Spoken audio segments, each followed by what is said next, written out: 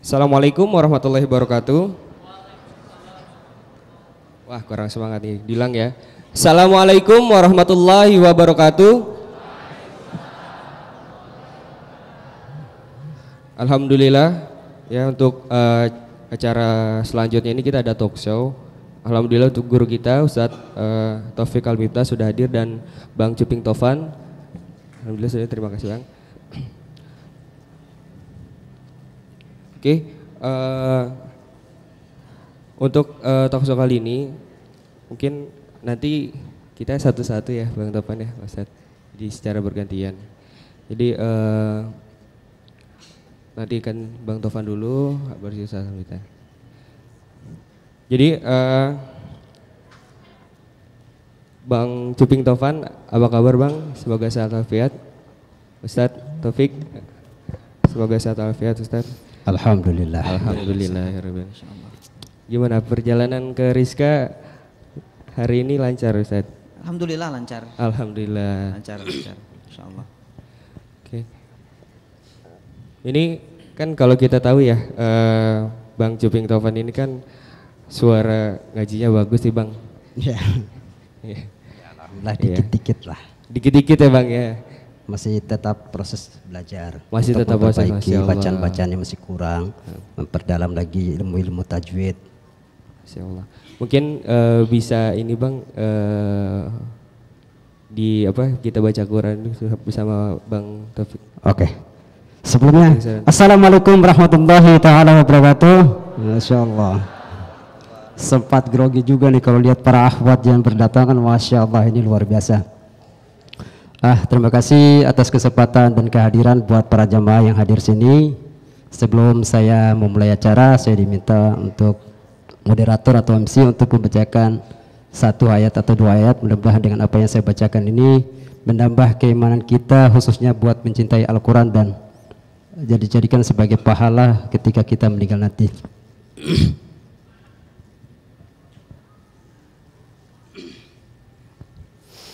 أعوذ بالله من الشيطان الرجيم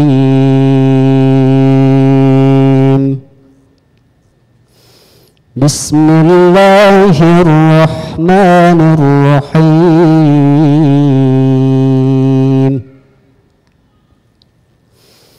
تبارك الذي بيده الملك وهو على كل شيء قدير الذي خلق الموت والحياة ليبلوكم أيكم أحسن عملا وهو العزيز الغفور الذي خلق سبع سماوات طباقا ما ترى في خلق الرحمن من تفاوت فارجع البصر هل ترى من فطور ثم ارجع البصر كرتين ينقلب إليك البصر خاسئا وهو حسير ولقد زينا السماء الدنيا بمصابيح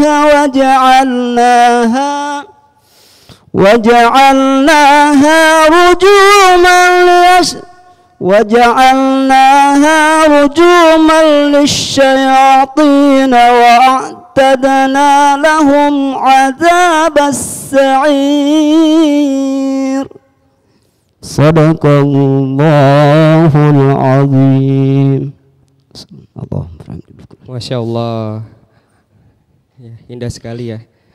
Ini Bang Cuping Tovan udah bagus gini, tetap masih istiqomah untuk belajar ya Bang ya. Insyaallah. Ya, semoga kita tertular nih Bang, untuk energi positifnya.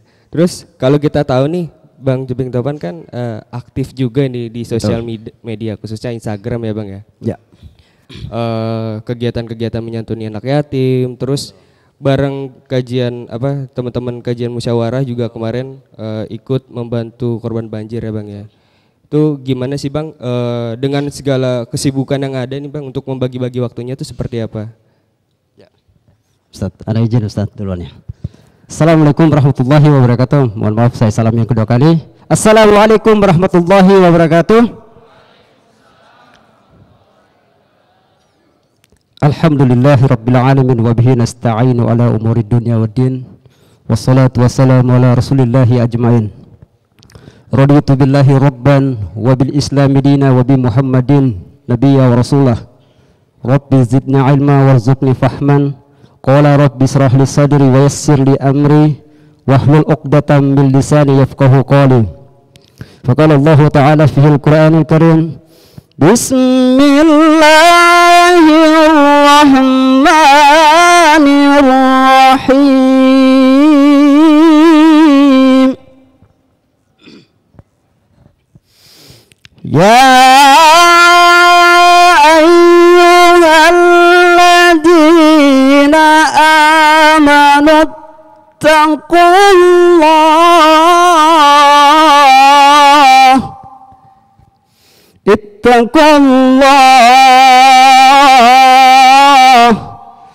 ittaqullaha haqqa tuqatihi wa la tamutunna illa wa antum muslimun.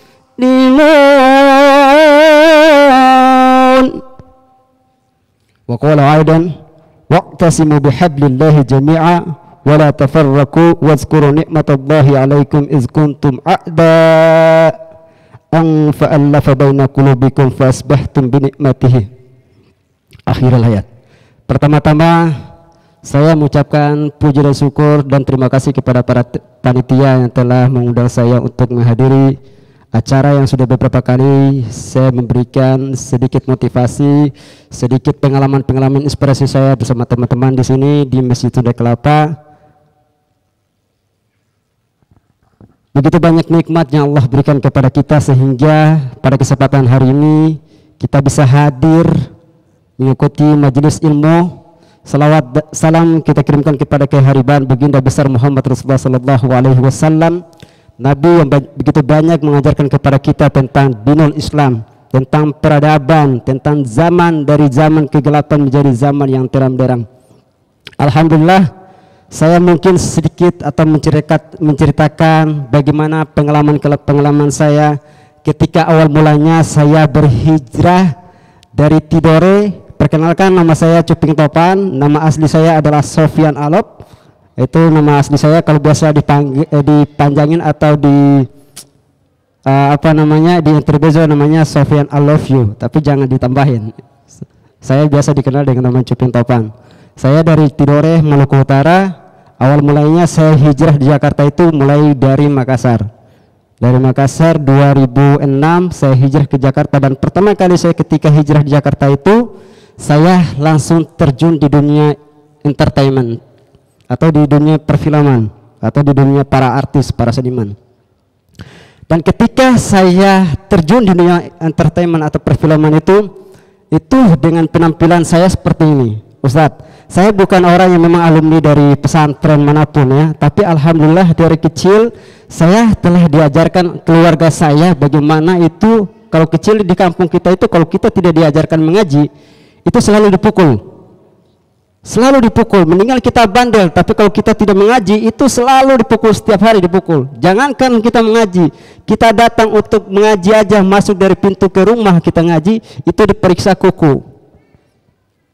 Kalau kukunya masih kotor dipukul pakai mister besi. Kalau enggak kadang-kadang gagang sepatu. Itulah yang menjadi fondasi, yang menjadi landasan, dan alhamdulillah sampai sekarang ini saya masih tetap istiqomah. Kadang-kadang teman-teman yang lain mereka masih terjebak dengan penampilan.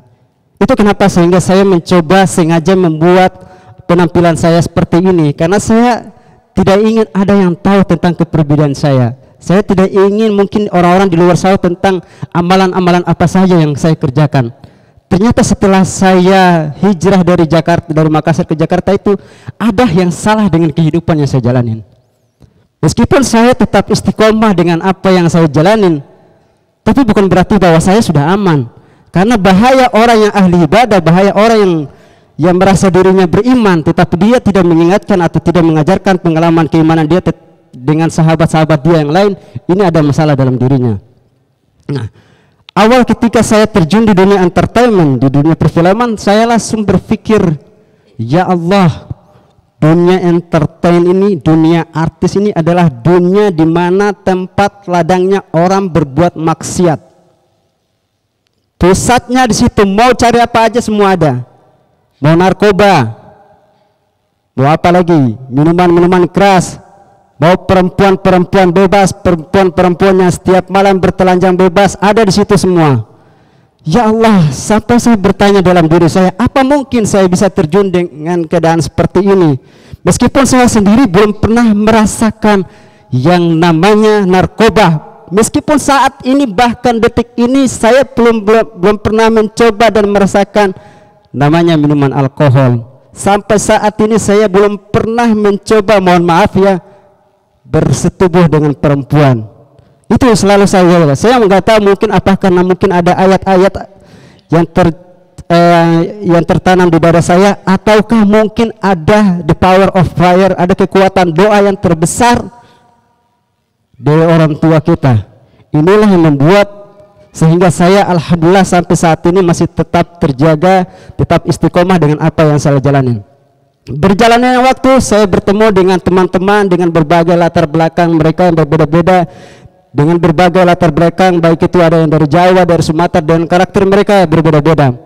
Setiap hari ketika mereka dapat job kerjaan, hari ini mereka pakai uang atau penghasilan atau pendapatan yang mereka dapat itu mereka hanya menggunakan untuk kenikmatan dunia mereka aja, padahal usianya mereka masih muda.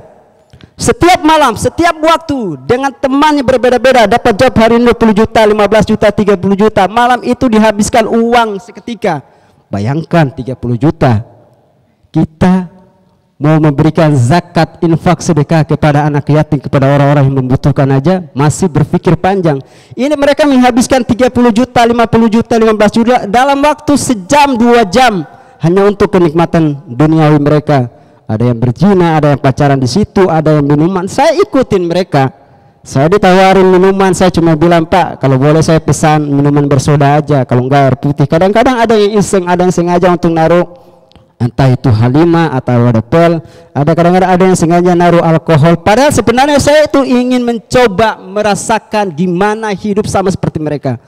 Tapi saya nggak tahu, mungkin Allah masih menjaga saya. Dan saya berdoa, ya Allah, saya yakin dan percaya, saya yakin bahwa kebesaran Engkau ya Allah. Mungkin teman-teman yang mereka hadir di sini di tempat maksiat ini, di dalam hati kecil mereka masih punya kecintaan, keimanan kepadamu ya Allah.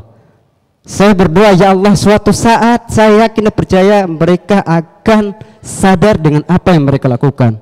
Dan alhamdulillah berjalannya waktu, saya melihat teman-teman satu persatu mereka mulai hijrah, mulai sadar. Karena saya kalau berteman sama mereka, saya selalu ajak mereka makan, nongkrong di tempat-tempat yang dekat dengan masjid. Saya traktir mereka makan, baru disuruh saya masuk ngomong. Kalau kita ajak mereka langsung ke masjid atau ngajarin mereka untuk ngaji, pasti mereka nggak mau. Jadi saya cari cara bagaimana supaya bisa menasehatin teman-teman satu persatu. Akhirnya saya ajak mereka makan, nongkrong, baru saya mulai masuk. Bro, kita ini kan sama-sama perantau. Saya perantau, antum juga perantau. Antum kita kalau merantau di sini pasti ada misi, ada tujuan yang harus kita capai. Kalau antum merantau dari daerah jauh-jauh ke sini, kemudian hanya hidupnya berfoya-foya, hanya membuang-buang waktu hidup antum hanya mencintai dunia. Orang tua di luar sana mereka setengah mati bangun tengah malam berdoa kepada anak-anaknya, berdoa kepada kita, sementara kita mendapatkan uang, mendapatkan nafkah dengan cara yang tidak baik, lalu uang itu antum kirimkan ke orang tua kalian. Bagaimana hidup antum berkah? Akhirnya lama kelamaan mereka tersentuh dengan apa yang saya lihat. Ada suatu ketika tetangga saya, Ustadz, saya tinggal di daerah Jagakarsa, saya ada 2 tempat tinggal, satu di Pejaten, satu di Jagakarsa. Itu sahabat saya, orang yang keren, ganteng, tinggi, bertato semua. Nah tiba-tiba dia bilang sama saya, Topan bro, mereka lagi minum. Terus dia bilang sama saya, ada barang nggak? Saya tuh nggak ngerti istilah barang apa. Dia bilang nyimeng. Apa itu nyimeng? Saya tanya balik sama dia. Udahlah, lu nggak usah pura-pura tahu. Nggak, serius, gua nggak tahu apa ini. Dia bilang lintingan. Apa lintingan? Lintingan apa? Diperjelas. Ganja. Oh, gue bilang kalau ganja, gue punya banyak. Yang penting lu mau.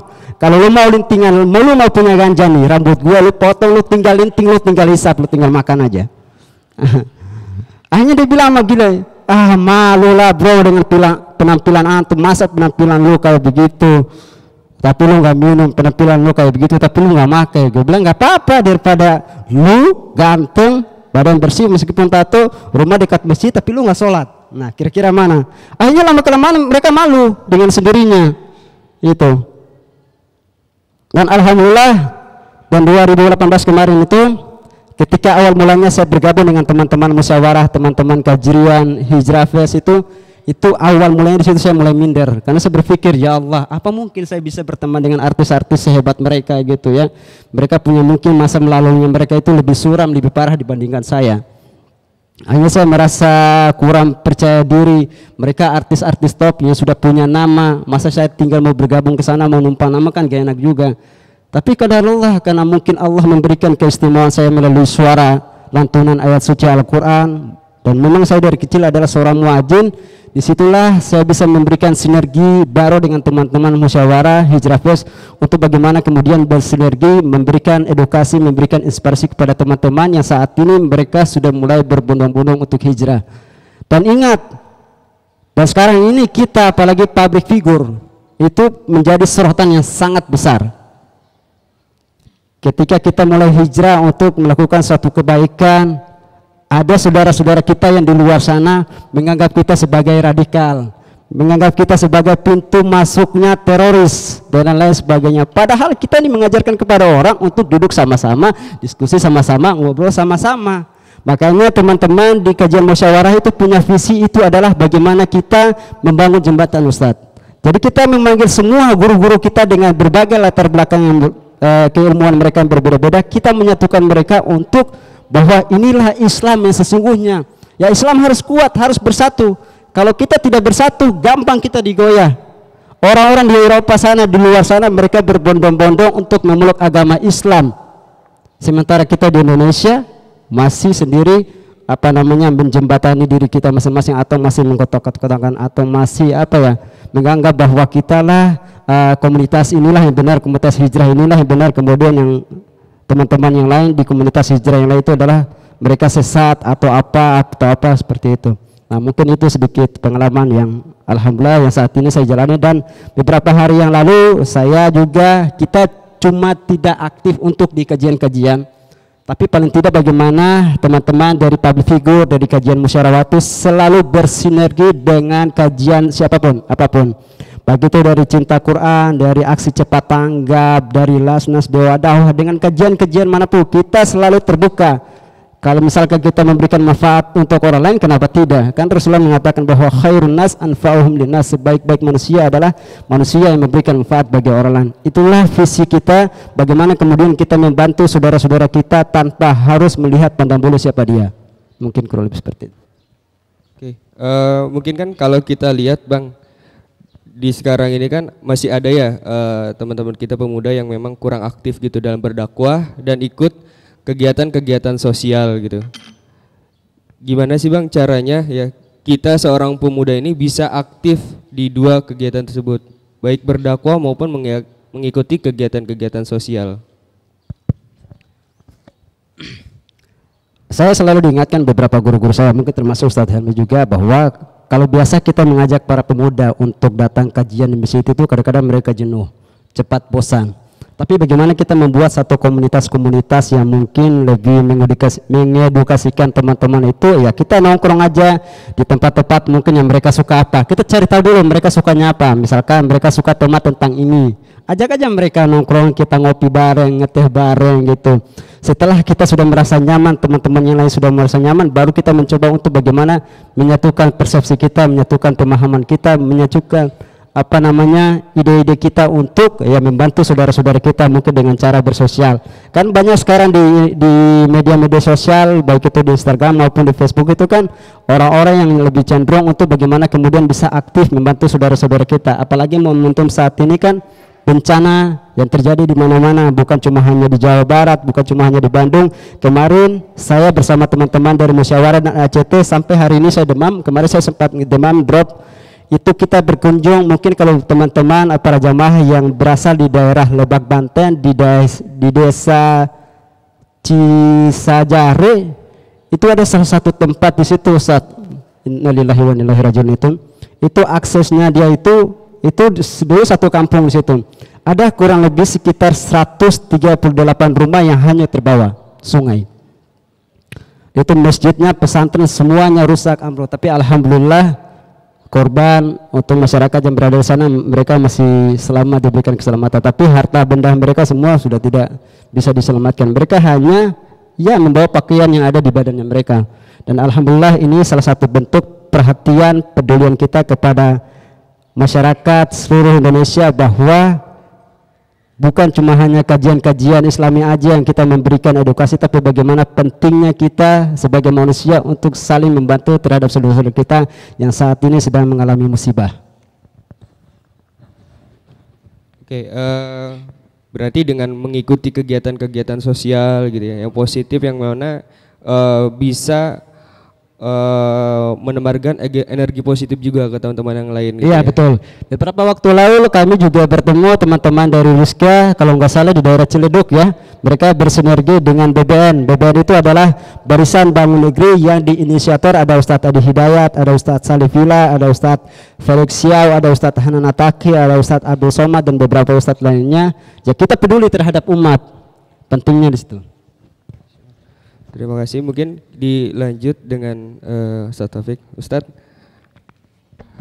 zaman sekarang ini kan banyak pemuda yang hijrah dan banyak juga, maksudnya dengan teman-teman kita yang kondisinya masih berbuat maksiat gitu Ustadz.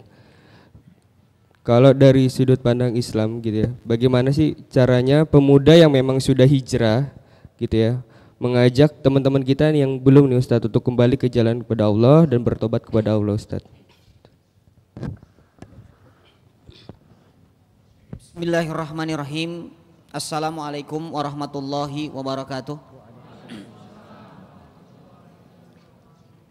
Subhanallah wa bihamdihi adada khalqihi wa ridha nafsihi wa zinata arsyihi wa midada kalimatihi wa asyhadu an la ilaha illallah asyhadu anna Muhammadan abduhu wa rasuluhu. Amma ba'du. Allahumma la sahla illa ma ja'altahu sahla wa anta taj'alul hazna idza syi'ta sahla. Alhamdulillahirabbil alamin. Mudah-mudahan iktikaf singkat kita pada kesempatan siang hari ini seluruhnya dalam rahmat, berkah serta ridha Allah Subhanahu wa taala. Yang saya hormati para ayahanda, bunda, ikhwah, akhwat, yang saya banggakan para pemuda kita dari Rizka pastinya yang sudah menginisiasi acara ini. Mudah-mudahan acara ini selalu dalam berkah dan rahmat Allah Subhanahu wa taala. Dan yang saya cintai sahabat saya, Masya Allah ya, Akhina Cuping Topan ya, atau tadi ada I love you, Masya Allah, Sofian I love you ya. Saya tambahkan Sofian I love you full ya. Ya mudah-mudahan ya pertemuan kita hari ini menjadi pertemuan yang diniatkan karena Allah, sehingga kelak kita mendapatkan kesempatan 7 golongan yang Allah berikan naungan kelak di padang mahsyar. Karena apa? Pertemuan, perpisahan diniatkan karena Allah Subhanahu wa taala. Ini pernah kita bahas. Pertanyaan yang tadi disampaikan kepada kami, bagaimana ya kalau ada seorang pemuda sekarang ini yang hijrah sih dia tapi masih maksiat? Itu pertama. Saya akan sampaikan kepada ikhwah akhwat semuanya, mohon maaf, yang namanya hijrah itu ada 2 hal yang harus dilakukan. Ada yang dituju dan ada yang ditinggalkan. Apa yang dituju? Kebaikan, ketaatan. Apa yang ditinggalkan? Kemaksiatan. Kalau masih ada orang yang hijrah tapi dia masih melakukan kemaksiatan, itu belum hijrah namanya. Ya, saya ulangi lagi nih. Kalau ada seseorang yang mengatakan dirinya aku sudah hijrah, tapi dia masih bermaksiat, atau dalam bahasanya amar ma'ruf nyambi mungkar. Ya. Kalau masih seperti ini, maka demi Allah dia belum dikatakan hijrah. Kan Rasulullah mengatakan dalam hadis yang sangat luar biasa, apa kata Nabi? Ittaqul maharim takun a'badan nas.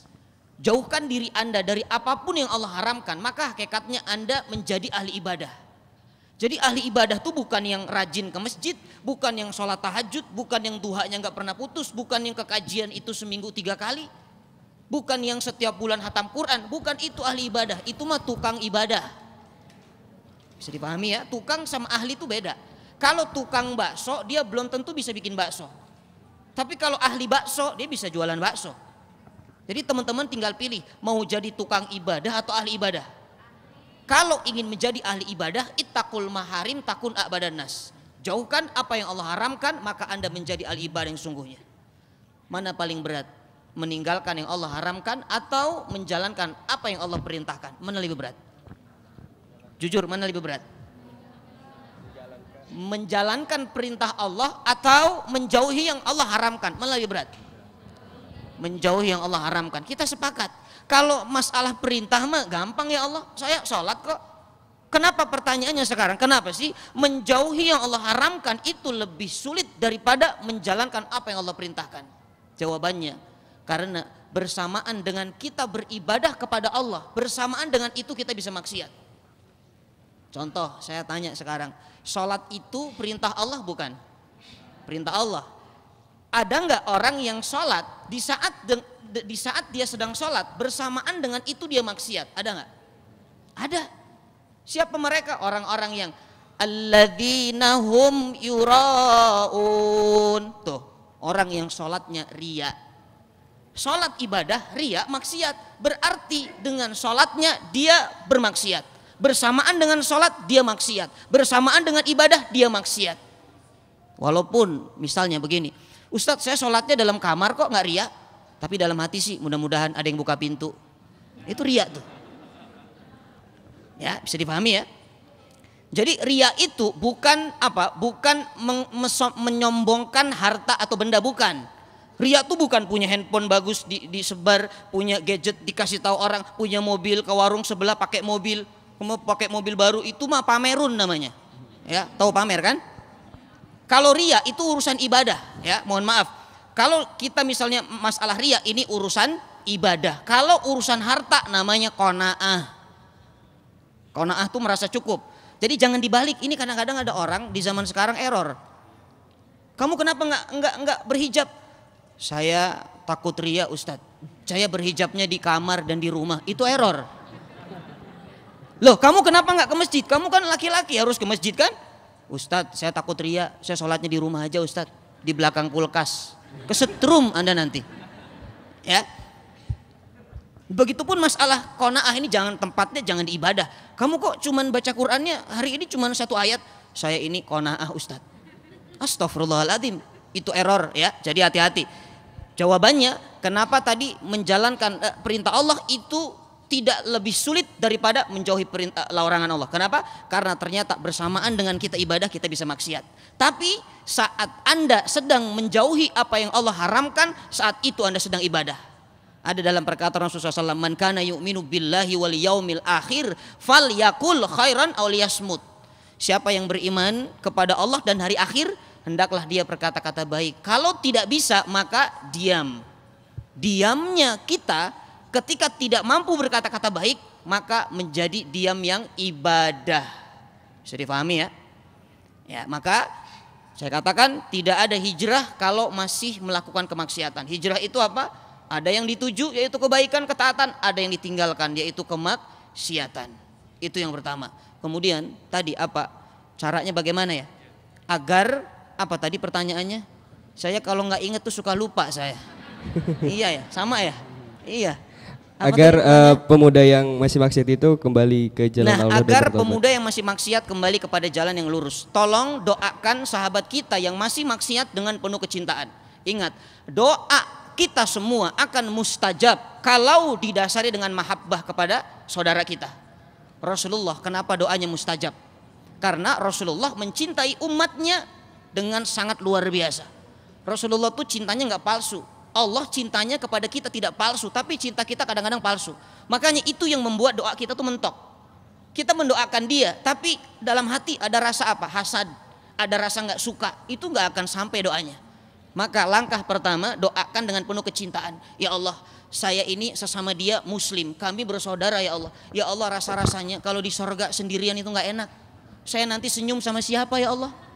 Ya Allah, di sorga sendirian, nanti kalau mau telepon siapa ya Allah? Ya Allah, kalau mau main PUBG sama siapa? Makanya penting ke sorga tuh berjamaah. Nah, caranya doakan dulu. Langkah pertama, buka dengan doa.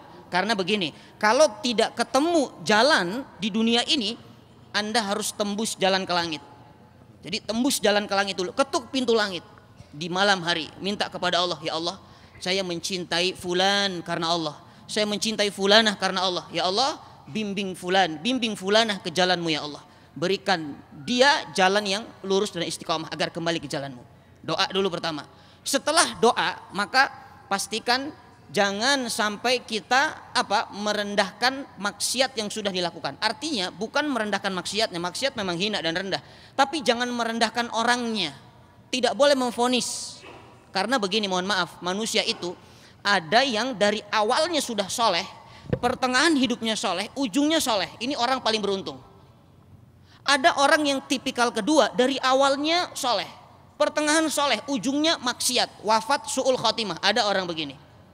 Tapi ada manusia ketiga, dia awalnya ini ahli maksiat, awalnya akhlaknya buruk, awalnya zalim, tapi ujungnya husnul khatimah. Contohnya siapa? Umar ibn Khattab. Umar ibn Khattab radhiyallahu anhu itu sahabat yang dulu mau membunuh siapa? Rasulullah. Bahkan mengintimidasi orang Islam, menghajar habis-habisan orang Islam. Tapi apakah Rasulullah membenci Umar? Justru Rasulullah berdoa kepada Allah, Allahumma izzal Islam bi ahadi umarain. Ya Allah, angkat derajat Islam, tolong Islam ini dengan salah satu dua Umar. Dan ternyata Umar yang dipilih adalah Umar ibn al-Khattab radhiyallahu anhu. Dan hari ini makamnya di samping Rasulullah SAW. Makanya ini hikmah yang ada, tidak boleh memvonis orang yang masih maksiat hari ini. Haram, tidak boleh.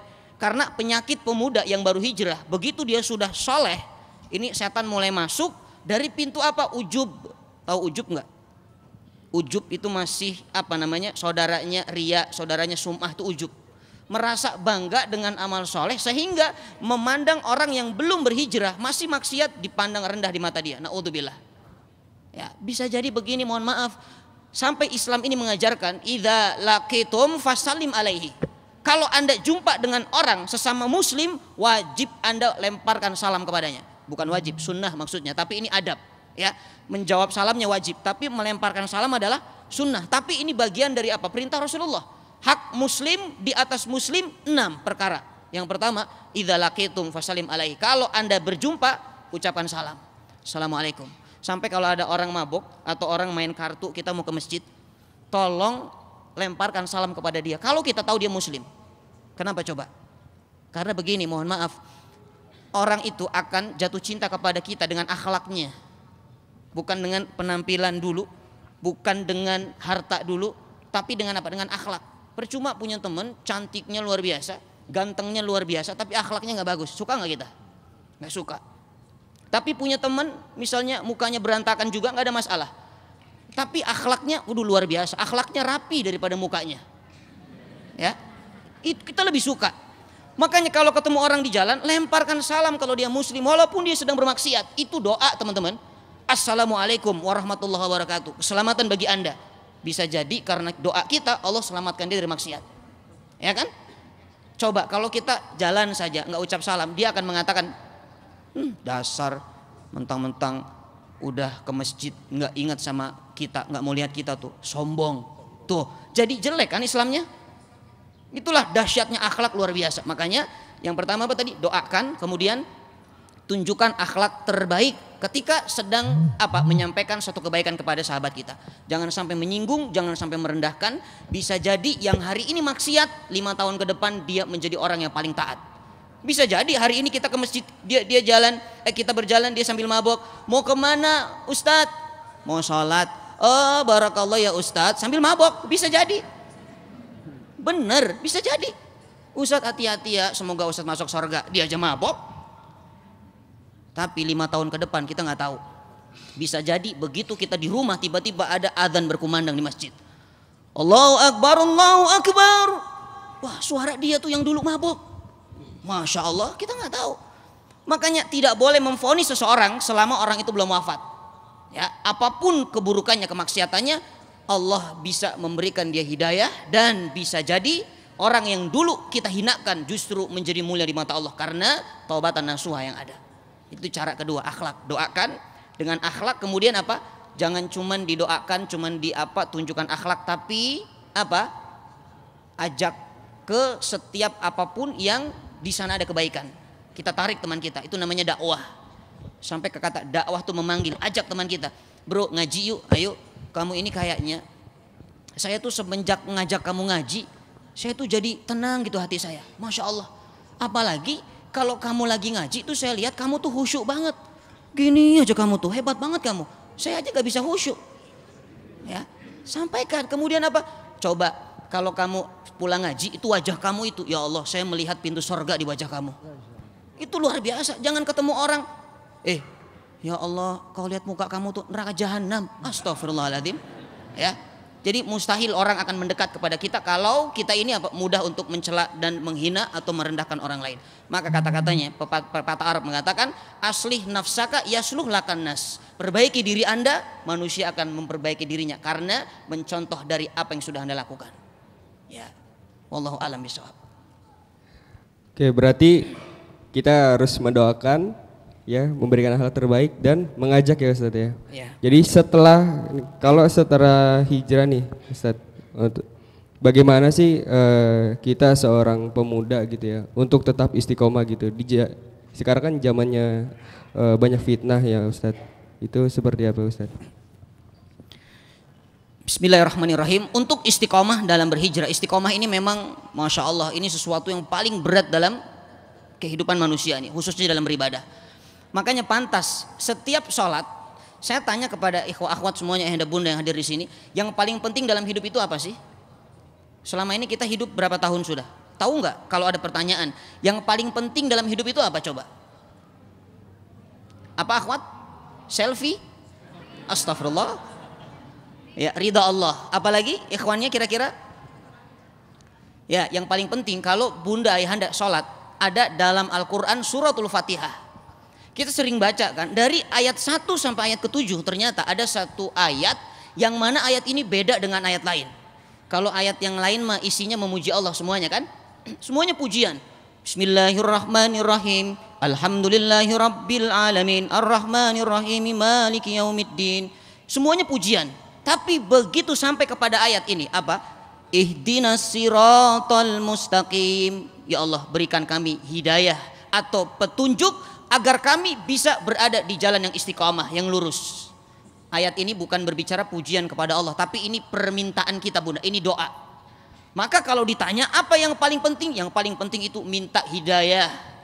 Hidayah itu nggak cuma satu ternyata. Saya tanya sekarang, ada nggak orang dia ini tahu kalau sholat itu wajib, tapi dia nggak sholat? Ada nggak? Ada, banyak. Ada nggak orang tahu kalau tutup aurat itu wajib, tapi dia nggak tutup aurat? Ada nggak? Ada. Ada nggak orang yang tahu kalau baca Quran itu 1 huruf 10 kebaikan, 1 huruf 10 pahalanya? Ada nggak orang yang malas baca Quran padahal tahu keutamaan Quran itu luar biasa? Khairukum man ta'allamal Qur'ana wa 'allamah. Sebaik-baik kalian yang belajar Al-Quran dan mengajarkannya. Tapi ada nggak orang yang malas dengan Quran? Ada. Apa penyebabnya bunda? Apa penyebabnya ayahanda kira-kira? Inilah masalahnya, karena kita hari ini, sampai hari ini ada orang yang hijrah tapi hanya mendapatkan hidayatuddin, hidayah agama. Jadi cukup saja sudah muslim, sudah sholat, ya sudah. Padahal hidayah paling tinggi ada satu hidayah lagi, namanya hidayatut taufik, tapi nggak pakai al-miftah. Ya benar ini, hidayatut taufik sama dengan hidayatul ma'unah. Artinya apa? Hidayah agar Allah bimbing kita untuk mengambil petunjuk. Kadang-kadang begini, ada ini perumpamaannya, ada orang sakit dia ke dokter, kemudian dia berobat, setelah berobat dapat resep, ditebus obat, dapat obat, pulang ke rumah. Pertanyaannya, ada nggak orang yang sudah dapat obat dari dokternya tapi obatnya tuh nggak diminum? Ada kan? Bahkan ngelihat obat tuh langsung sehat bunda. Ada. Masalahnya di mana? Karena dia cuma mendapat petunjuk berobat, tapi dia tidak mendapat petunjuk untuk minum obat. Sama. Orang yang hanya mendapat petunjuk agama, dia sudah Islam, tapi sholat nggak dilakukan, aurat nggak ditutup, maksiat dilakukan, Quran nggak dibaca. Hakikatnya ini adalah yang membuat kita sulit istiqomah. Makanya mintalah kepada Allah ihdinas siratal mustaqim 17 kali dalam satu hari satu malam. Maknanya hidayah agar kita bisa istiqomah. Caranya bagaimana? Iringi dengan ikhtiar yang sungguh-sungguh. Allah nggak lihat hasil loh, hati-hati ya. Allah itu melihat proses kita. Kalau Allah melihat hasil, yang paling sedih adalah Nabi Nuh alaihi salam. Nabi Nuh dakwah 950 tahun, tapi cuma dapat umat 20 orang. Kebayang nggak kalau Allah lihat hasilnya? Apa kata Allah kepada Nabi Nuh? Nuh, sini Nuh. Dakwah berapa lama? 950 tahun ya Allah. Ya Allah, umat berapa? 20. Ya Allah Nuh. Kalau Allah melihat hasilnya, marah Allah kepada Nabi Nuh. Tapi Allah nggak lihat hasil, tapi proses. Makanya lihat, Masya Allah, para nabi, para rasul, orang-orang soleh, ketika diperintah Allah, dia tidak pernah yang namanya mengatakan apa, nanti dulu atau tapi, tidak. Tapi sami'na wa ta'na. Orang yang mau istiqomah syaratnya, satu, kalau ada perintah Allah sami'na wa ata'na. Jangan pilih-pilih bunda, jangan pilih-pilih ayahanda. Contoh begini, saya pernah menyampaikan atau tidak di sini, ya, soalnya mukanya mirip-mirip lah, ya, berhijab semuanya sama, ya. Ini contoh ya dalam perjalanan kisah para nabi. Ada Nabi Musa, ada Nabi Harun, dakwah dalam 1 tahun sama, artinya satu kaum. Saat itu dikejar Fir'aun kan, sampailah di pinggir apa laut kan, terjebak dalam lautan merah. Tapi mau kemana lari? Karena sudah terjebak di sini laut, sana Fir'aun. Tapi yang jadi masalah, Nabi Harun tuh di depan posisinya, Nabi Musa di belakang, di tengah pasukan. Bisa dipahami ya? Tiba-tiba Allah perintahkan, Musa pukul tongkatmu ke air, idrib bi'asakal bahar, pukul tongkat anda ke air. Tapi Nabi Musa di belakang, Nabi Harun di depan kan, maka tongkatnya Nabi Musa diestafetkan ke depan. Harun, ini tongkatnya ambil, dilempar ke depan. Nabi Harun memegang tongkatnya. Begitu dipukul oleh Nabi Harun, dipukul la yusibu syai'an, tidak terjadi apapun. Karena mukjizat tongkat membelah lautan hanya milik Nabi Musa. Inilah akibatnya kalau tidak sami'na wa ata'na. Makanya Nabi Musa, Allah mengatakan, Musa ini bukan tugasnya Harun, ini tugas kamu. Anta ya Musa, kamu ya Musa. Maka Nabi Musa maju ke depan, diambil tongkatnya, dipukul, terbelahlah lautan. Selamatlah Nabi Musa dan pasukannya. Karena sami'na wa ata'na, itulah istiqomah. Ya, pernah nggak ada Nabi ditanya misalnya, Nabi Musa tadi, pernah nggak Nabi Musa protes? Begitu, Musa kamu yang pukul tongkat, ya Allah Harun kan di depan, saya di belakang, ribet banget sih Allah. Nggak begitu. Siti Maryam ketika hamil lalu melahirkan, bersandar di pohon kurma, dia haus, dia lapar. Apa kata Siti Maryam? Ya Allah aku haus, aku lapar. Kata Allah, Maryam goyangkan pohon kurma. Apakah Maryam protes? Ya Allah saya baru lahiran ya Allah, boleh nggak dielus? Nggak begitu. Tapi sami'na wa ta'na, itulah orang istiqomah. Nggak ada tapi, nggak ada dikatakan Ustadz yang penting kan hati saya baik Ustadz, yang penting mah hati. Mohon maaf kalau Anda naik motor, Anda nggak pakai helm, Anda kena tilang, bilang sama polisi, Ibu mana helmnya? Bapak polisi yang terhormat, saya walaupun nggak pakai helm, hati saya pakai helm. Kira-kira diterima nggak polisi itu? Kata polisi, pale lu, begitu. Ya, jadi nggak ada istilahnya orang yang taat itu dengan syarat. Karena apa? Perintah Allah adalah kebaikan. Allah haramkan juga bagian dari manfaat baik kehidupan kita. Jadi itu yang pertama. Kalau ingin istiqomah, ada perintah jangan pilih-pilih, ada larangan jangan pilih-pilih. Sami'na wa ta'na. Yang kedua, bagaimana kalau agar bisa istiqomah dalam zaman fitnah ini? Nggak usah jauh-jauh, jangan terlalu berat mengidam-idamkan amal soleh. Rasulullah mengatakan khairul a'mal adwamu wa in qalla. Sebaik-baik amal itu yang dilakukan dawam, terus menerus walaupun kecil amalannya. Jadi kalau mau istiqomah tuh jangan berpikir ya Allah saya harus tahajud, duha, terus baca Quran harus khatam 30 juz satu malam. Gak usah, cukup yang kita mampu, mastata'tum, silahkan. Para akhwat, para ikhwan hanya bisa sholat tahajud 2 rakaat, witir 1 rakaat, silahkan. Lebih baik itu dilakukan seumur hidup daripada Anda sholat 23 rakaat. Hari Senin, Selasa, Rabu sampai Minggu berhenti sholatnya. Benar itu. Kadang-kadang kita ini terjebak oleh apa? Oleh perkara-perkara yang apa namanya? Kuantitas. Padahal Allah itu bukan melihat apa?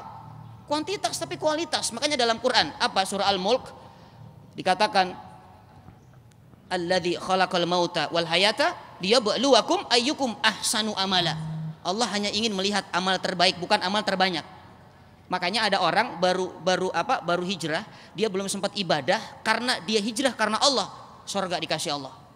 Ada orang memberi minum seekor anjing padahal seorang pelacur yang dikasih minum binatang yang haram. Apalagi yang dikasih minum ustadz, apalagi yang dikasih minum pemahafal Al-Quran, Masya Allah. Pastikan surga yang ada. Maka ini ingat, Allah tidak melihat daripada hasil tapi proses. Maka dalam proses hijrah ini lihat, jangan sampai kita terjebak dalam perkara yang kuantitas terlalu banyak tapi ritmenya itu stabil tapi istiqomah. Ya. Yang ketiga, agar bisa istiqomah lagi tolong cari lingkungan yang mendukung istiqomah Anda. Penting nih, makanya komunitas hijrah itu sebetulnya bukan tujuan. Terang Jakarta, Terang Bandung, Terang Malang, kemudian Rizka, Musyawarah, itu semua bukan tujuan, itu hanya wadah. Itu hanya wadah untuk mencapai tujuan, itu jembatan untuk mencapai tujuan. Ya termasuk tadi BBN, itu hanya jembatan, jangan jadikan tujuan. Sehingga kalau ada orang mengatakan komunitas sebagai tujuan, maka tidak heran akhirnya dia merasa komunitas gue paling keren, komunitas lu mah gak keren, ya kan? Dia akan berpendapat atau akan mengambil filosofinya iblis, ana khairum minhu, aku lebih baik dari dia, yang lain gak ada yang baik, naudzubillah. Nah maka hati-hati, jangan terjebak dalam perkara perkara kelompok-kelompok fanatik kepada kelompok tapi salah dalam niatnya. Kalau fanatik untuk syiar Islam nggak ada masalah, sama-sama fanatik nih, ayo kita bangkitkan Islam, nggak ada masalah. Tapi kalau untuk golongan, naudzubillah, ini yang membuat perpecahan. Ya maka mudah-mudahan 3 poin ini, ada perintah samina wa ta'ana, ada larangan tinggalkan, jauhkan. Kemudian mulai dari amalan yang paling ringan yang kita mampu. Kemudian cari teman, cari sahabat, agar teman ini bisa menjadi jembatan kita untuk kita menjadi pribadi yang istiqomah. Ya, wallahi baraku fiik.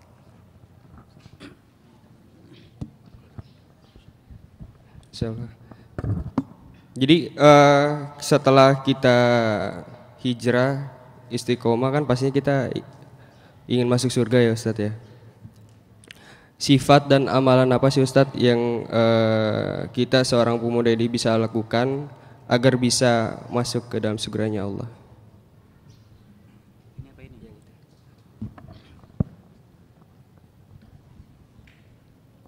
Amalan-amalan yang membuat kita ini bisa masuk ke dalam surganya Allah, khususnya ini pemuda, karena tema kita pemuda. Ya, walaupun yang hadir memang ada yang tidak muda, tapi nggak ada masalah. Ya, insya Allah, walaupun fisik boleh tua, tapi usia muda. Ya, saya lihat ini masih muda ya. Usianya tuh mendekati usia 33-an lah, penduduk surga lah ya wajah-wajahnya nih. Karena muda itu dari usia balighah sampai usia 30-an itu muda. Ya, itu kategori usia muda. Nah, sekarang kalau ingin tahu, saya akan sampaikan singkat dulu teman-teman. Kalau ingin tahu kita ini apa sih rahasia amalan penduduk surga, apalagi itu adalah pemuda. Teman-teman harus tahu dulu apa definisi pemuda. Ini kedengeran nggak saya ngomong? Dengeran ya? Apa definisi kurang ya? Bismillah ya. Ini memang mic-nya buat baca Quran ya. Bisa bagus kayaknya kalau saya baca ini. Ya. Kita akan tahu definisi pemuda dulu. Teman-teman silahkan buka surah Ar-Rum 54. Saya tidak akan bacakan terlalu panjang ayatnya, namun singkat saya katakan, Allah menggambarkan di sana bahwa Allah menciptakan kita, fase kehidupan kita itu dari lemah menjadi kuat, kemudian Allah berikan kelemahan lagi lalu beruban. Itu fase kita tuh. Lemah, kuat, lemah lagi sampai beruban, itu fase kita. Nah, maka makna pemuda itu kalau kita rangkum dari ayat ini, pemuda itu artinya apa? Kekuatan di antara 2 kelemahan. Kelemahan yang pertama di saat kita bayi. Kelemahan yang kedua ketika sudah tua dan beruban. Pemuda ada di tengah-tengah, yaitu kekuatan. Makanya pemuda ini identiknya kekuatan keimanan, kekuatan fisiknya, kekuatan pemikirannya, itulah pemuda. Makanya kalau ada pemuda yang lemah, itu pemuda yang hobinya masih main, itu pemuda yang masih bayi namanya. Karena hobi anak kecil itu main. Kalau ada pemuda yang malas, itu pemuda udah tua namanya. Jadi pemuda tuh harus kuat, jangan jadi pemuda tuh ngantukan gitu kan. Jadi kalau sholat Jumat itu begitu bangun protes. khotibnya bid'ah nih, nggak ada khotbah kedua, padahal dia tidur. Ya. Saya punya cerita nih, ini subhanallah, ini kenapa ya hari Jumat itu kita kadang-kadang nggak bisa mengambil pelajaran. Hari Jumat itu padahal khotib mengingatkan kita takwa. Ada kisah ini dari guru kami di Jerman. Di Jerman itu ada orang yang dia bercerita kepada guru kami, dia mengatakan, Ustadz, saya itu kalau di Jerman mau tidur itu harus minum obat tidur, Ustadz. Tapi kenapa orang Islam tuh hebat sekali, hanya masuk masjid ya setelah zuhur itu bisa tidur, Ustadz. Itu luar biasa.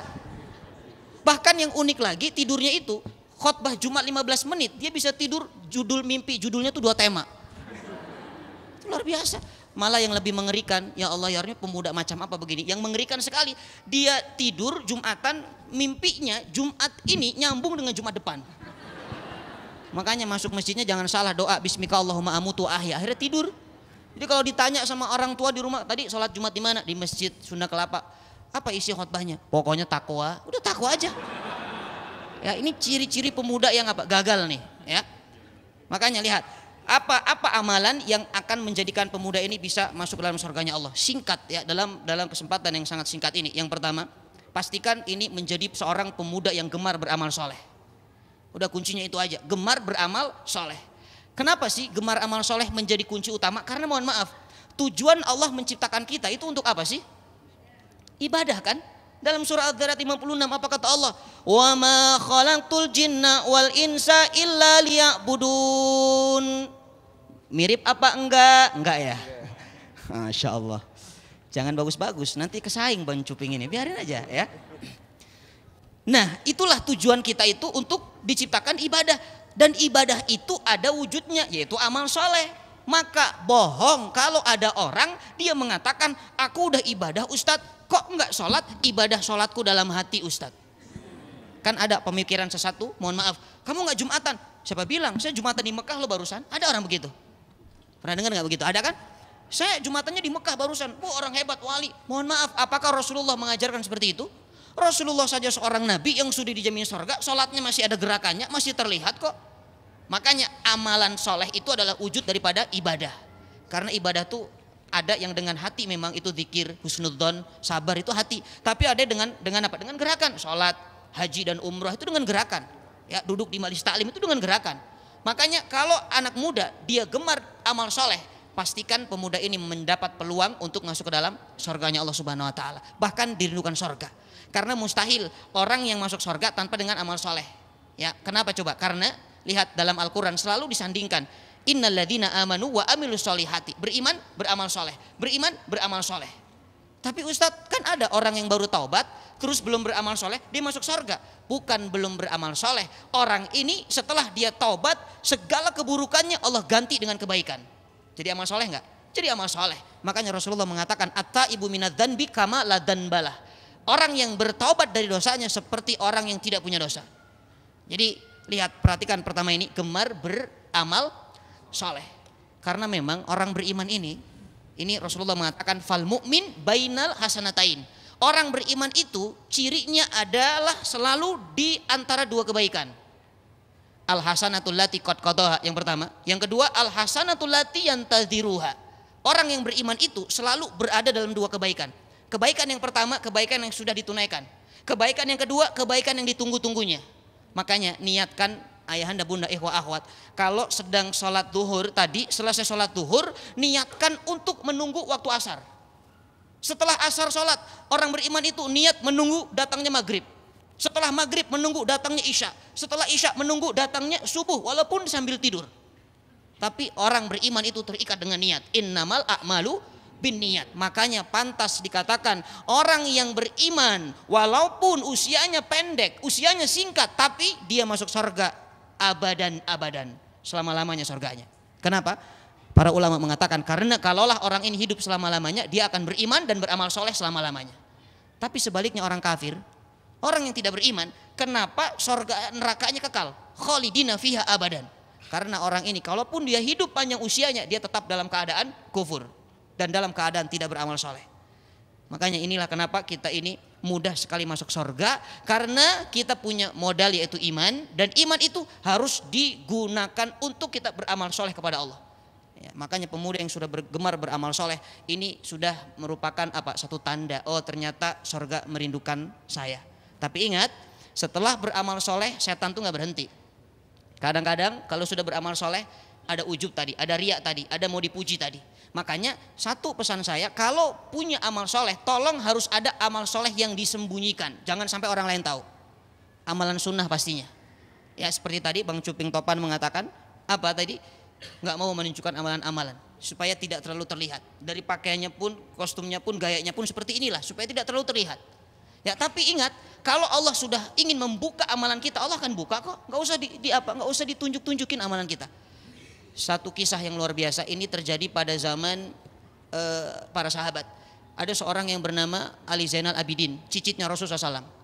Ali Zainal Abidin setiap hari mengangkat karung, membagikan sembako ini kepada penduduk Madinah saat dia menjadi seorang pemimpin di sana. Setiap hari, setiap malam, tapi orang nggak ada yang tahu. Orang begitu bangun tidur buka pintu rumahnya, ini barang dari mana? Ini sembako dari mana? Semua nggak ada yang tahu.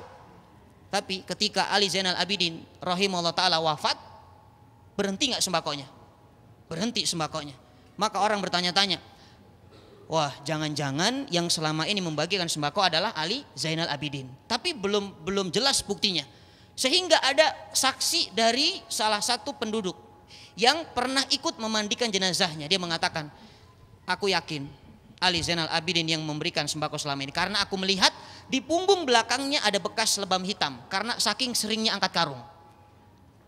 Apa hikmah dari kisah ini? Orang yang menyembunyikan amal solehnya hanya untuk Allah dan hanya diperhatikan Allah, pastikan ketika Anda wafat, Allah akan bongkar amal soleh Anda sebagai pelajaran bagi orang yang masih hidup. Jadi nggak usah takut amal soleh nggak dilihat, nggak usah takut. Ya memang nanti ada bab lain. Kalau kita ingin syiar dakwah itu nggak ada masalah. Upload sosial media. Kadang-kadang ada orang yang takut upload kebaikan, takut dibilang ria, begitu kan? Jangan takut ria. Kalau Anda takut ria, Anda sudah termasuk orang yang ria. Karena takut ria adalah ria. Ya, jadi kalau mau beramal soleh jangan dibatalkan.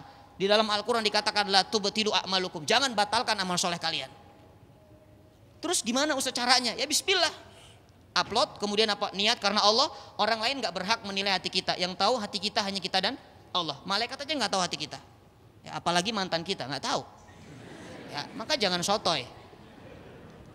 Ya, itu caranya tuh. Upload gak ada masalah. Saya beralasan gini kenapa? Karena begini, mohon maaf. Kalaulah kemaksiatan itu bebas menebar atau menyebar di sosial media, kenapa kebaikan gak boleh bebas? Bisa dipahami gak? Ya kalau maksiat itu menebar luas di sosial media, setiap buka handphone maksiat mata, buka handphone maksiat jempol, kenapa kebaikan gak boleh disebarluaskan? Jadi jangan sampai kalah ketika dakwah di sosial media, suka kebalik saya ngomong ya. Ya, sosial media. Ketika dakwah di sosial media itu niatkan untuk apa? Untuk menutup pintu-pintu maksiat yang ada di sosial media. Itu niatnya karena Allah. Silahkan, gak ada masalah. Ya, ini yang pertama. Jadi kalau ingin pemuda dirindukan surga adalah pastikan Anda menjadi pemuda yang gemar beramal soleh. Yang kedua, beramal soleh itu tidak mudah. Harus diiringi dengan ilmu yang ada. Makanya ciri pemuda yang dirindukan surga itu adalah pemuda yang gemar mencari ilmu syariat, ilmu Islam, khususnya tauhid, akidah, kokoh akidahnya. Karena orang yang beramal soleh tanpa ada iman, tanpa ada ilmu, kira-kira amal solehnya terima nggak sama Allah? Nggak terima. Makanya Imam Syafi'i mengatakan apa? Al-qaul, al-ilmu qabla al-qaul wal amal. Ilmu itu sebelum perkataan dan perbuatan. Mohon maaf nih kalau ada orang sholat dia nggak pakai ilmu. Ya, orang sholat nggak pakai ilmu. Kira-kira begitu imamnya salam, Assalamualaikum warahmatullah. Dia jawab, Waalaikumsalam imam. Batal nggak sholat? Dia nggak tahu ilmunya. Dia bilang, dimarahin, kamu kenapa jawab salam? Ustadz, bukankah menjawab salam itu wajib? Nah, dalilnya sih benar, tapi salah penempatan. Salam itu memang wajib, tapi salamnya imam jangan dijawab. Salamnya ahlil kubur apakah harus dijawab? Kita Assalamualaikum ahlil kubur, dijawab Waalaikumsalam. Kita bukan ziarah kubur, kita jadi ziarah kabur. Ya, jadi nggak harus dijawab salamnya imam. Itu ilmu tuh luar biasa. Bahkan saya pernah dapat cerita ini anekdot saja ya. Ada seorang nenek tua berangkat ke Mekah untuk umroh pastinya. Nah di Mekah itu hotel, namanya hotel Mekah itu saklarnya tuh beda dengan Indonesia kan. Dia tidur namanya di kampung, biasa tidur itu nggak pernah pakai apa? Pakai lampu. Orang kampungan kalau tidur kan sukanya apa? Gelap-gelap gitu kan, matiin. Ini nenek dia bingung cari saklar. Ini cara matiinnya gimana? Akhirnya nenek ini bingung karena nggak punya modal bahasa Arab. Dia panggil yang namanya orang hotel, ditelepon atau didatengin, ya Arab. Dipanggilnya ya Arab. Ya Arab kata nenek. Arabnya datang. Arabnya bilang, ada apa? Nur kata nenek. Lampu itu nur kan? Cahaya kan? Ini benar-benar ini cerita tapi ini ada hikmahnya. Kata nenek, neneknya so Arab juga pakai nur. Arabnya makin bingung. Arab kan banyak juga ya, Arab ada yang pinter, ada yang mengada-ada. Ya kayak kita ini Arab maklum lah ya. Dibilang Arab juga mancung ke dalam gitu kan. Nah Arab ini makin bingung, kemudian nenek bilang nur. Kata Arab, nur. Dia pengen mengatakan apa? Matiin dong cahayanya tuh bingung. Neneknya ingat dulu kalau mati itu di kampung itu selalu di masjid musola tuh ada kata-kata inna lillahi wa inna ilaihi rajiun. Akhirnya nenek bilang, Nur, inna lillahi wa inna ilaihi rajiun. Nur, itu Arab semakin panik bunda. Ayahanda, siapa yang wafat? Subhanallah, itu karena nggak punya ilmu coba. Nah ini nih pentingnya ilmu nih. Makanya Rasulullah sampai memberikan motivasi banyak sekali. Apa kata Nabi? Man salaka tariqan yaltamisu fihi ilman sahalallahu bihi lahu tariqal jannah. Siapa yang melangkahkan kakinya berakrab-akrab duduk di majelis taklim, Allah akan mudahkan langkahnya ke surga. Itu motivasi luar biasa. Walaupun di majelis taklim itu dia nggak mencatat, bahkan tidak menghafal, bahkan tidak paham, bahkan cuman senderan, bahkan cari cemilan, bahkan cuman selfie doang.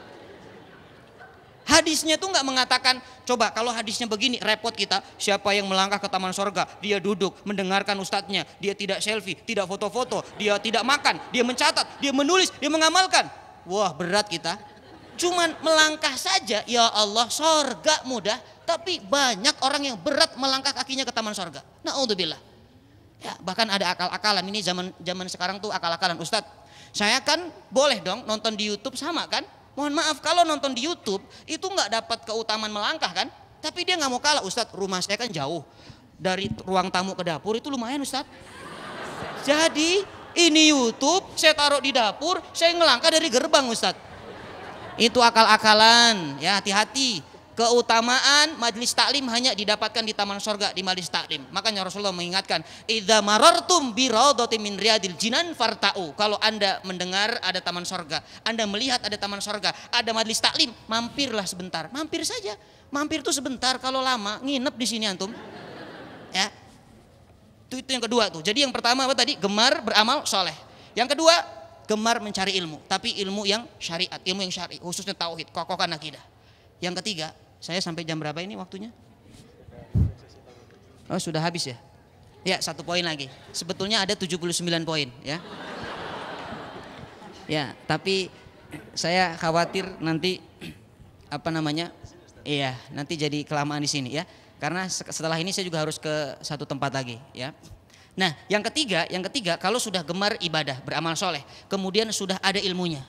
Maka yang ketiga ini paling penting, kita tanpa sadar kadang-kadang, tolong seorang pemuda ini jangan salah mencari idola. Nah ini nih, ada yang idolanya itu apa? Ke Korea-Koreaan, BTS, Blackpink, Black Forest, Black Cadet, ya. Orang-orang Korea, Kim Jong Un, Kim Jong Jong, ya pokoknya, ya. Hati-hati teman-teman.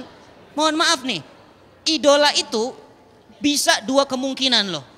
Bisa menyelamatkan, bisa membahagiakan, atau bisa mencelakakan, bisa membinasakan. Hati-hati tuh, itu salah pilih idola tuh fatal akibatnya. Makanya ada seorang Arab Badui datang kepada Rasulullah SAW. Ya Rasulullah, mata sa'ah. Ya Rasulullah, kapan kiamat? Kapan kiamat? Arab Badui tanya kapan kiamat. Jawaban Rasulullah SAW tidak menjawab kiamat hari Jumat, kiamat tanggal tidak. Tapi Rasulullah mengatakan ma'adatalaha, apa yang sudah kamu persiapkan untuk kiamat? Ini pertanyaan yang hebat, dijawab dengan jawaban yang lebih cerdas. Jadi kalau ada murid tanya, Bapak kapan ujian? Jangan dijawab kapan tanggalnya, tanya kamu udah belajar belum? Itu baru cerdas namanya. Makanya Rasulullah ketika menjawab pertanyaan sahabat ini, jawab Arab Badui ini, dia mengatakan apa? Rasulullah mengatakan, apakah Anda sudah siap dengan datangnya kiamat? Kiamat mah nggak usah ditunggu, pasti datang. Cuman masalahnya kita siap atau tidak. Kematian itu nggak usah ditunggu, pasti datang. Masalahnya kita siap atau tidak.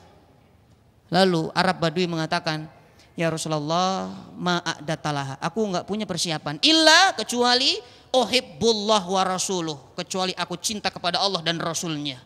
Masya Allah, jawaban Rasulullah singkat tapi membahagiakan semua para sahabat. Apa kata Nabi? Anta ma'aman ahbabta. Kamu akan bersama dengan siapa yang kamu cintai. Masya Allah. Kira-kira kalau kita mencintai para ulama, kita akan kumpul nggak dengan para ulama? Para ulama. Maka cintailah ulama yang soleh, ulama yang istiqomah. Cintailah ustadz-ustadz yang soleh, ustadz yang istiqomah. Cintailah orang-orang yang soleh yang sudah wafat, yang sudah jelas husnul khatimah. Ya, mencintai para ulama, mencintai Nabi. Kenapa? Karena al ulama warathatul anbiya. Ulama adalah pewaris para nabi. Maka hati-hati. Kalau salah pilih idola, anta ma'aman ahbabta. Kamu akan bersama dengan siapa kamu cintai. Kalau kita mencintai orang Korea, demi Allah Anda akan kumpul bersama orang-orang sipit di sana nanti. Anda mencintai orang-orang Yahudi Nasrani, Anda akan kumpul bersama mereka. Na'udzubillah. Maka jangan salah mencintai, cintailah Rasulullah karena sudah jelas dalam Quran. Apa kata Allah? Laqad kana lakum fi Rasulillahi uswatun hasanah. Sudah jelas ada dalam diri Rasulullah SAW uswatun hasanah. Yang paling tahu jalan ke surga siapa? Rasulullah. Yang paling tahu cara mendekat kepada Allah siapa? Rasulullah. Maka tidak ada idola yang paling keren, yang paling hebat kecuali Rasulullah SAW. Mungkin ada anak-anak, Ustadz boleh nggak idola saya Superman? Boleh sih Superman, silahkan. Tapi mohon maaf, Superman pakai celana dalam di mana? Nggak sopan. Ya, maka 3 hal ini mudah-mudahan kalau kita menjadi orang yang gemar beribadah, beramal soleh dengan ilmu yang ada, ilmu yang baik, ilmu yang sahih, yang benar. Kemudian kita apalagi tadi mencari idola yang tepat, maka mudah-mudahan termasuk orang-orang yang dirindukan oleh surganya Allah Subhanahu wa taala. Wallahu a'lam bishawab. Wallahu yubariku fiik. Siap, jazakallahu khair untuk Ustadz dan Bang Kuping Topan. Jadi kita selanjutnya buka sesi pertanyaan, tanya jawab. Bagi teman-teman yang ingin bertanya bisa angkat tangan, nanti dari tim kita akan kasih mic. 1 akhwat, 1 ikhwan. Oke, 1.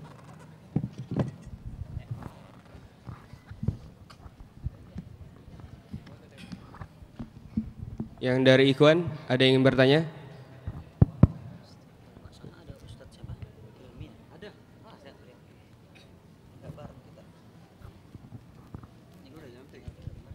Oke, dari yang ikhwan dulu.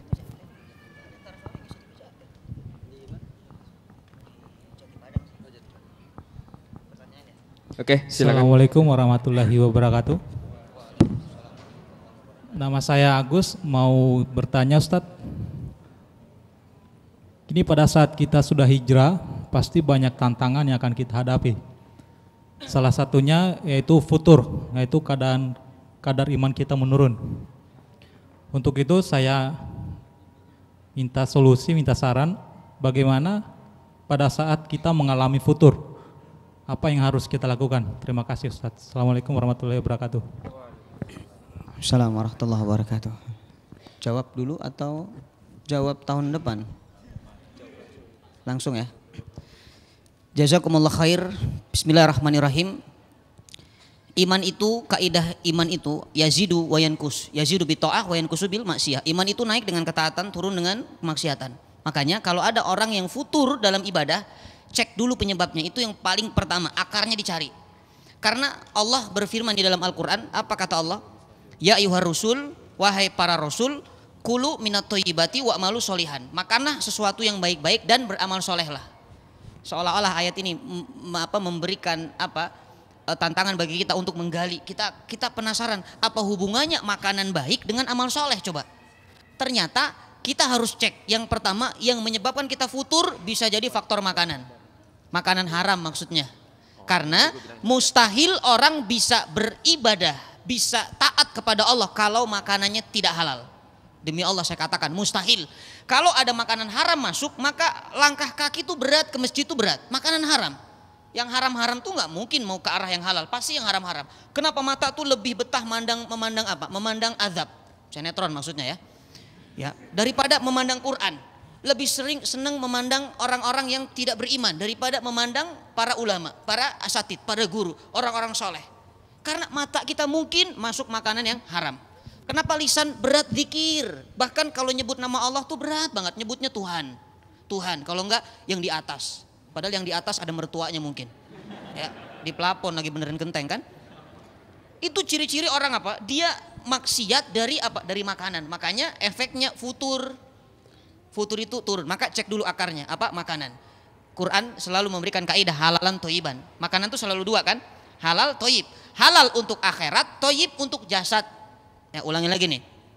Ini penting sekali makanan ini, kadang jarang diperhatikan. Halal untuk akhirat, toyib untuk badan. Makanya orang yang hanya mementingkan halal tanpa melihat baik untuk badannya, dia akan sakit fisiknya. Kambing itu halal Ustadz, tapi disanton, dimakan akhirnya apa? Kolesterolnya naik. Untuk halalnya dapat, toibnya nggak dapat. Toib itu baik. Walaupun ada toib yang nggak baik, nggak pulang-pulang 3 kali lebaran. Ya, jadi kaidahnya itu makanan halalan toiban. Kalau boleh saya tambahkan, boleh, ini bukan hadis, bukan Quran, tapi ini dari saya, halalan toiban enakan. Ya. Tapi kalau enak tuh hanya untuk lidah, sebatas lidah saja. Yaitu cek yang pertama apa? Makanan. Yang kedua, yang menyebabkan kita futur, ini di dalam kitabnya Ibnul Qayyim Al-Jauziyah, dalam kitab Ada wa Dawa, ada 50 efek maksiat yang kita lakukan. Salah satunya orang yang futur dari ibadah, pastikan orang ini apa? Sudah berbuat maksiat kepada Allah. Jadi bukan dari makanan, ini maksiat daripada di luar makanan. Mungkin dia pernah mencela orang, atau mungkin dia pernah bohong, atau mungkin dia pernah zalim. Bisa jadi karena itu kita bisa futur. Karena yang menjauhkan kita dari Allah, membuat kita jauh dari ketaatan, itu adalah kemaksiatan. Makanya setan itu tidak pernah mengajarkan maksiat, tapi setan membuka pintu maksiat. Setan tidak pernah mengajarkan zina, nggak pernah setan ngajak zina, tapi membuka pintu zina. Coba ada nggak setan tiba-tiba, kita nggak pernah ketemu orang, zina yuk, nggak mungkin, ya kan? Pasti pintunya dulu dilihat kan, dibuka pintu satu-satu. Pintu apa? Allah melarang, Allah memerintahkan godul basar, menjaga pandangan. Nah, pintu pandangannya dibuka sama setan, digoda dari sana. Ya, maka sehingga apa? Sehingga kadang-kadang dari perkara-perkara pandangan bisa maksiat. Kemudian pandangan bisa dijaga dari lisan, setan menggoda. Kadang-kadang nasihat kepada lawan jenis, jangan lupa ya beb, makan tiang. Jangan lupa mam tiang ya. Begitu dia ke rumahnya, tiang listrik habis semuanya. Karena tiap hari suruh makan tiang. Ya, itu tidak ada. Itu apa? Itu adalah bagian dari jebakan daripada setan. Kemudian, kenapa membuat kita futur? Ini paling penting. Tolong pegang baik-baik ini. Karena seringnya kita lalai dalam perkara mubah. Nah, ini nih, mubah itu apa sih? Mubah tuh boleh. Jadi itu bahasa Arab, mubah boleh. Jadi kalau kita, boleh nggak aku main ke rumah? Mubah Ustadz, mubah? Boleh, silahkan. Bolehkah aku melamarmu? Mubah Ustadz, mubah, silahkan. Ya, itu contoh ya, bukan saya udah punya istri ya. Jadi mubah itu artinya boleh, tapi banyak orang yang terperangkap dengan perkara mubah. Coba nonton TV itu haram atau mubah? Mubah. TV-nya yang beli saya, kenapa nggak boleh nonton? Rumah saya, listrik saya yang bayar, mubah silakan. Tapi gara-gara nonton TV, ada nggak orang nonton bola, akhirnya apa? Tahajudnya enggak, sholat subuhnya apalagi, ada nggak begitu? Ada. Itu perkara mubah jadi haram. Nonton TV dari abis subuh sampai menjelang subuh di depan TV terus, sampai lupa sama apa? Lupa sama makan, lupa minum, lupa nama. Orang stres ini. Itu perkara mubah tuh, tapi bisa bikin futur gara-gara lalai. Contoh lagi, ngobrol itu mubah nggak? Ngobrol, kita ngobrol, mubah kan? Tapi bisa jadi haram tuh. Kalau apa? Ngobrolnya tuh dari awal sih ngobrolnya masalah apa? Masalah makanan, minuman, masa kecil, masa SMA. Lama-lama ngomongin orang. Akhirnya bikin grup apa? UG, ukhuwah gibah. Astagfirullahaladzim. Ya, hati-hati. Hati-hati. Perkara mubah bisa apa? Bisa jadi maksiat. Contoh lagi, coba tahu mancing nggak? Siapa yang hobi mancing di sini? Hati-hati tuh, mancing itu kesempatan perkara maksiat paling banyak. Orang yang mancing, walaupun pepatah mengatakan orang mancing tuh hidupnya nggak pernah maju. Kenapa? Kalau maju dia kecebur. Ya, iya, nggak akan maju dia. Tapi ada orang yang mancing dari subuh sampai maghrib, adzan cuek saja. Subuh masuk, as-salatu khairum minan naum, tersolat ge tenan naon katanya. Astaghfirullahaladzim. Akhirnya apa? Pulang ke rumah mancingnya haram walaupun dapat ikan. Ya mancingnya haram kenapa? Yang wajib ditinggalkan. Ada orang yang lebih aneh lagi. Ini mancingnya udah sampai ke tahap mancing stres. Dia mancing dari subuh sampai maghrib nggak dapat, dia belanja ke pasar ikan sekilo. Diceburin ke empang, dipancing lagi. Mancing stres tuh namanya. Itu perkara mubah bisa jadi apa? Maksiat. Dan inilah penyebab-penyebab daripada futur. Ya, itu sebabnya. Kalau sudah terjadi maka tidak ada cara lain kecuali taubat kepada Allah. Perbanyak istighfar. Karena seseorang di dalam hadis Rasulullah SAW, seorang beriman kalau berbuat maksiat, satu kali maksiat, titik hitam di hatinya ada. Satu lagi ada lagi. Tapi dengan istighfar, dengan taubat, sukilah qalbah, bening hatinya, bersih hatinya. Kalau sudah bersih maka pastikan iman kita akan kokoh. Dan setelah istighfar, perbanyak duduk di majelis taklim. Karena tidak ada tempat yang paling kokoh membuat kita istiqomah kecuali duduk di majelis taklim. Makanya orang-orang Arab itu kalau ngajak orang ngaji, apa kata-katanya? Ayuhan nas anu minusa'ah. Ini kata guru kami. Ayuhan nas, wahai manusia, ayo beriman walaupun hanya 1 jam. Maksudnya ngapain? Duduk di majelis taklim. Kita kan kalau lagi di sini imannya naik kan? Kalau lagi dengar cerita nih tausiah Ustaz, itu dalam hati tuh, ya Allah, pokoknya saya harus seperti itu, saya mau seperti itu. Begitu keluar sendal orang mah udah hilang. Ya kan? Sendal mah tukar merek kadang-kadang. Nah, itulah iman. Kalau tidak duduk di majelis taklim, bagaimana mau ngecas iman kita, Bunda Ayahanda? Jadi tolonglah kalau ada majelis taklim, tolong hadir ya, minimal seminggu tuh 3 kali nggak ada masalah. Jangan sampai apa majelis taklimnya itu sebulan hanya sekali. Sementara perkara mubah setiap hari kita jumpa. Bagaimana punya benteng untuk menjaga diri dari hal yang mubah kalau seandainya tidak ada iman yang selalu dijaga dalam majelis taklim. Makanya mudah-mudahan ya Rizka ini menjadi jembatan, menjadi wasilah ya, lingkungan sekitar ini khususnya untuk menjadi benteng agar orang-orang yang ada ini kokoh dalam ketaatan dan keimanan kepada Allah. Ya, jelas ya?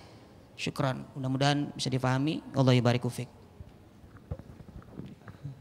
Oke, untuk pertanyaan berikutnya dari Akhwat, silakan.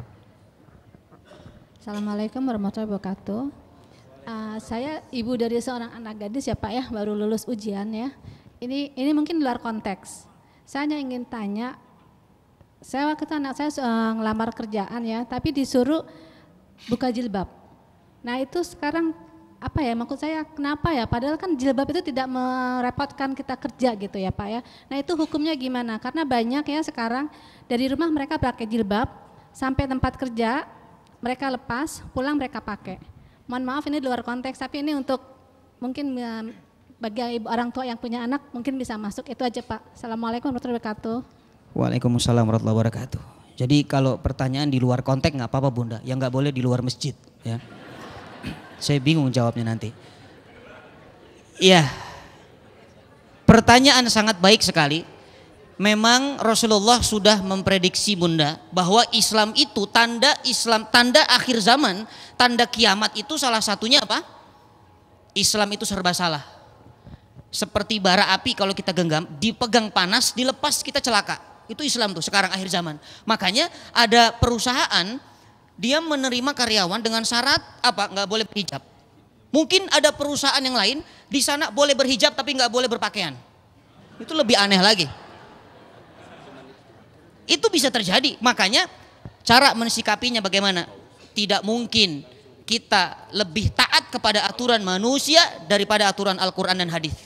Jadi tetap saya mengatakan kalau ada perusahaan yang mengharamkan hijab untuk karyawannya atau karyawatinya, karyawan tidak berhijab, karyawatinya, pastikan itu adalah salah satu visi dan misi untuk merendahkan syariat Islam.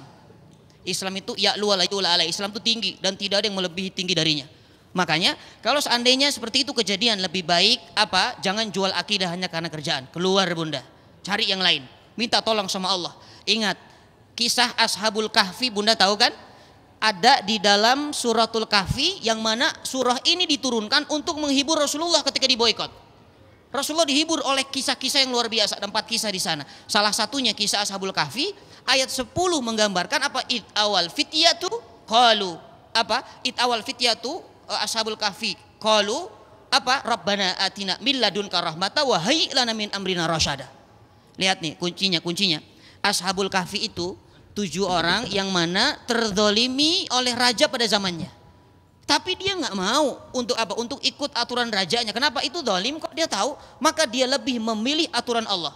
Sehingga dia harus hijrah dari rumah mewahnya. Dia harus hijrah dari lingkungan keluarganya. Dan dia punya satu visi misi yang sama untuk menegakkan kalimat la ilaha illallah. Maka dia berangkat dan dikumpulkan oleh Allah dalam satu tempat. Ingat, tempatnya bukan tempat hotel, bukan tempat mewah, tapi gua, Bunda. Dan tahu sendiri gua itu kecil, tidak terlalu lebar. Mungkin kebayang nggak kita sekarang, kalau kita ngungsi di hotel saja, kita kadang-kadang masih tanya, ini WC-nya mana ya? Ini di gua, Bunda, bahkan dalam Quran dikatakan 309 tahun tidurnya. Dan tidurnya ini namanya tidur apa? Metafisis, tidur yang tidak tahu ruhnya di mana, Allah yang tahu. Kita nggak ngerti. Kalau tidur kita kan tahu kita ruh kita kemana. Ada yang di bawah arsy-nya Allah sujud, ya kan? Tapi yang Ashabul Kahfi ini nggak tahu tidurnya kemana. Nama tidurnya rukut, dalam Quran itu rukut. Mim marqadina hadza memba'atsana mim marqadina hadza. Dan uniknya tidurnya Ashabul Kahfi itu, Bunda, karena Allah yang sudah menjaganya, dia nggak butuh toilet. 309 tahun nggak ke toilet, kebayang nggak? Kalau kita bisa buncit perut kita, iya kan?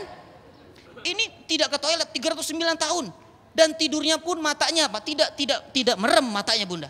Karena apa? Kalau merem terlalu lama itu lengket, Bunda. Kita kalau tidur kadang-kadang 2 hari itu belek tuh pakai dicongkel dulu kan? Itulah cara Allah untuk menjaga hambanya yang istiqomah dalam apa? Ketaatan. Bahkan tidurnya Ashabul Kahfi itu apa? Dia ke kanan ke kiri, kadang-kadang ke kanan kiri. Dia tidak diam. Kenapa? Kalau diam darahnya beku. Ya kan? Kita kalau tidur kadang-kadang begitu. Kiri kanan kita mah ditambah-tambah, tendang orang, tendang sana. Itu cara Allah. Dan matahari itu apa? Masuk. Cahaya matahari pagi masuk, tapi panas siang itu tidak masuk. Allah jaga. Itulah Ashabul Kahfi. Jadi kalau kita melihat daripada Al-Quran, sehebat Ashabul Kahfi saja, ya, yang mana rajanya zalim, kemudian apa? Dia hanya di dalam goa, tapi dia punya kalimat yang sangat indah. Apa kalimatnya? Rabbana atina min ladunka rahmatan wa hayyi lana min amrina rasyada. Jadi tidak ada lagi yang bisa menolong kecuali adalah langit. Tidak ada yang menolong kecuali Allah. Jadi kalau Bunda terjepit dalam keadaan apapun, ya, dalam keadaan seperti apapun, kerjaan susah, harus ke sini harus buka hijab, ngelamar ke sini harus buka hijab. Coba perbanyak doa ini, Rabbana atina min ladunka rahmata wa hayyi lana min amrina rasyada. Allah akan mudahkan. Ya, maka mudah-mudahan dengan pertanyaan ini, siapapun yang punya anak, daripada menggadaikan akidahnya, menggadaikan apa? Syariat kepada dunia, lebih baik tinggalkan dunia. Ingat, mungkin ada yang bertanya begini, Ustadz nanti kan nggak dapat gaji, nggak makan. Bunda harus sadar, harus yakin, harus punya iman yang kokoh. Allah punya sifat namanya Muhaimin. Pernah dengar? Muhaimin itu apa? Maha menjaga. Ya, sedikit lagi ya, saya sudah diginiin. Ya, kayak di TV gitu. Ya. Sedikit lagi, singkat ya. Allah punya sifat namanya Muhaimin. Muhaimin itu maha menjaga, memelihara. Saya tanya sekarang, siapa yang menjaga Nabi Musa dari apa? Dari bahaya ketika ditenggelamkan di laut. Ketika bayi Nabi Musa kan dalam keadaan lemah kan, tapi dihanyutkan ke laut, ke sungai, tapi selamat. Justru dijaga oleh raja yang paling dolim. Tapi justru menjadi apa? Menjadi apa? Yang memerangi Fir'aun. Itu cara Allah. Allah punya sifat Muhaimin. Nabi Musa dijaga. Siapa yang menjaga Nabi Ibrahim dari api 3 hari tidak terbakar Nabi Ibrahim? Siapa yang menjaga Nabi Yunus dalam perut ikan? Al-Muhaimin. Jadi Bunda harus yakin, kita harus yakin kita punya Allah. Ketika sudah mengatakan Allahus Samad, ketika sudah mengatakan hasbunallah wa ni'mal wakil, ni'mal maula wa ni'man nasir, maka tidak ada sedikit pun yang mampu menggoyahkan akidah kita. Demi Allah, ketika kita meninggalkan sesuatu yang Allah haramkan, pastikan Allah akan mengganti dengan sesuatu yang lebih baik. Harus yakin dalam hati kita, Bunda. Ya, kira-kira bisa dipahami, Bunda ya. Ya, saya doakan mudah-mudahan anandanya diberikan kemudahan untuk mendapat pekerjaan yang lebih baik dan Allah ridho kepada pekerjaannya. Amin ya rabbal alamin. Wallahu yubariku fiik. Jazakallahu khair untuk Ustadz Taufik Almita dan Bang Juping Topan atas waktunya dan ilmunya. Semoga ilmu yang disampaikan bermanfaat untuk kita semua dan dapat kita amalkan. Akhir kata, talkshow ini saya tutup. Assalamualaikum warahmatullahi wabarakatuh.